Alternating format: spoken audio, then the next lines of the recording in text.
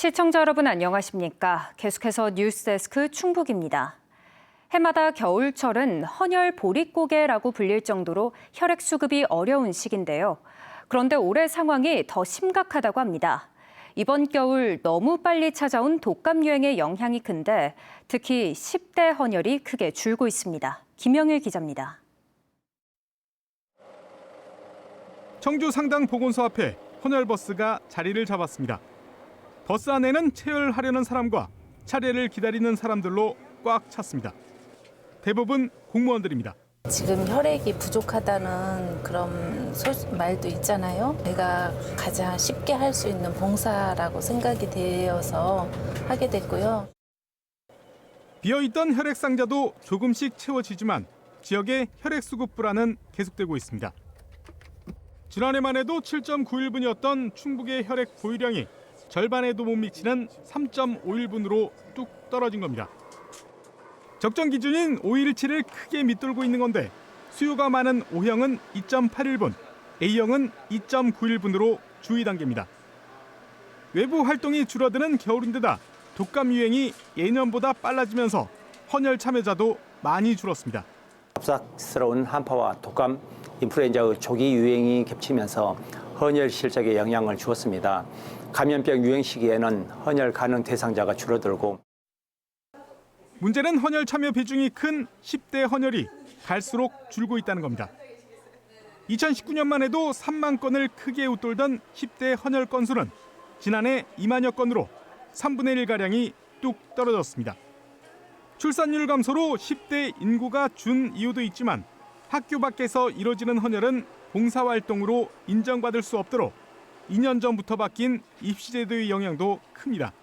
봉사활동 자체가 학교 내에서 하는 것만 인정이 되기 때문에 친구들의 참여가 좀 많이 줄어든 상황입니다. 그래서 지금도 방학 때는 아무래도 참여가 좀 많이 줄어든 상황입니다. 방학철을 맞아 혈액 수급에 대한 우려가 커지는 상황에서 한 명의 응급 환자라도 더 살리기 위한 관심과 참여는 더욱 절실해지고 있습니다. MBC 뉴스 김영일입니다. 청주에서 행인을 향해 화살을 쏜 용의자 2명이 특수폭행 혐의로 입건했습니다. 청주청원경찰서는 어제 CCTV 분석 등을 통해 20대 남성 2명의 신원을 특정하고 특수폭행 혐의로 입건했다고 밝혔습니다. 다만 신병을 확보하지 못해 휴대전화 메시지로 출석을 요구한 상태이며 3차례 출석에 불응하면 영장 신청 등 강제 수사에 나설 방침입니다. 피의자들은 그제밤 11시 40분쯤 청주시 중앙동 청소년 광장에서 산책 중이던 50대 여성 주변으로 쇠촉이 달린 80cm 길이의 화살을 쏜 혐의를 받고 있습니다. 지난해 말 청주 내덕동에서 횡단보도를 건너던 초등생 형제 2명을 오토바이로 치고 달아난 배달기사가 구속 상태로 검찰에 넘겨졌습니다. 청주청원경찰서는 뺑소니 하루 만에 충남 당진에서 붙잡아 특가법상 도주치상 혐의로 구속한 30대 남성을 검찰에 송치했다고 밝혔습니다.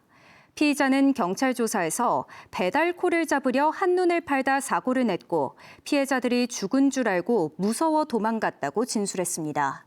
일부는 의식을 잃은 상태로 병원에 옮겨진 피해 형제는 현재 의식을 회복해 치료를 받고 있습니다.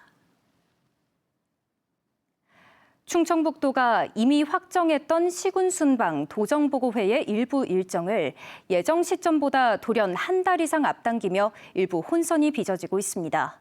충청북도는 효율성 때문이라는데 사실상 선거를 의식한 것 아니냐는 시각도 있습니다. 허지 기자가 보도합니다. 연초마다 도지사가 시군을 돌며 진행하는 도정보고회. 충주는 당초 3월 말로 예정됐던 일정이 다음 달 13일로 40일가량 앞당겨졌습니다. 증평군 역시 2월 24일로 당초 예정보다 25일 정도 당기는 논의를 진행 중입니다. 당초 일정에 맞춰 준비하던 지자체는 발등에 불이 떨어졌습니다. 초에 그 얘기를 했었고, 그래서 아직까지 장소 이런 건 못 정했어요.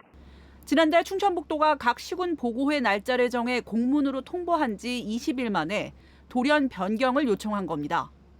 3월 26일로 가장 늦었던 청주시 일정도 3월 9일로 17일가량 당겨지면서 전체 종료 시점은 작년보다 한 달가량 빠른 3월 13일로 당겨졌습니다.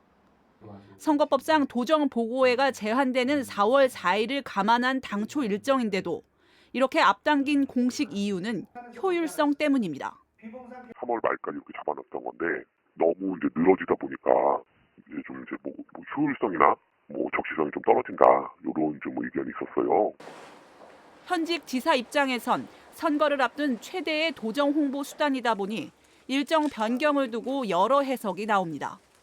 지역 정가에서는 경쟁자들의 조기 등판이 본격화되자 대응에 나선 것 아니냐고 보고 있습니다.